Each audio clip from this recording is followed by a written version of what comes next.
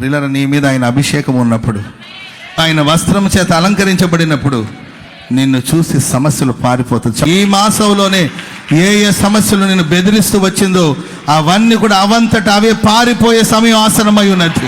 కారణమే లేకుండా సమస్యలు పారిపోతుంటే ఎందుకు పారిపోయారో నీకు అర్థంగా ఉంట్లా. హల్లెలూయా. ఎందుకు పారిపోతున్నారు? ఏది ఏసన్ గారు చెప్తారు కదండి, ఏసన్ గారు చెప్తా ఉంటారు. ఏసన్ గారు ఎవడో ఒక పిల్లోడిని చిన్నప్పుడు కొట్టాడంట. కొడితే ఏసన్ గారు చిన్నోడు, ఆ కుర్రోడు పెద్దోడు ఏసన్ గారిని తిరిగి కొట్టడానికి కోసం పరిగెత్తుకుంటూ వస్తుండే భయపడిపోయి గోడ చాటుకు దాక్కున్నాడంట. అప్పుడు ఏసన్ గారు అనుకుని, ఏంది నన్ను చూసి ఇప్పుడు దాకా నన్ను తరుముకున్నవాడు నన్ను చూసి గోడ చాటుకి ఎందుకు వెళ్ళాడని ఇటు చూస్తేమో ఇటు ఏసన్ గారు వాళ్ళ నాన్న అటు నుండి వస్తా ఉన్నాడు. ఇప్పుడు ఆ కుర్రోడు ఎవరిని చూసి దాక్కున్నట్టు చెప్పాలి? వాళ్ళ నాన్నని చూసి దాక్కున్నాడు.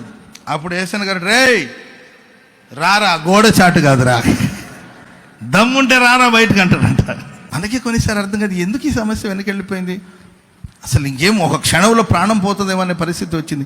ఎందుకు వెళ్ళిపోయారంటే ప్రియులారా, ఆయన అభిషేకం నీ మీద ఉంది, ఆయన దుప్పటి నీ మీద పడింది. సమస్య పారిపోవాల్సింది.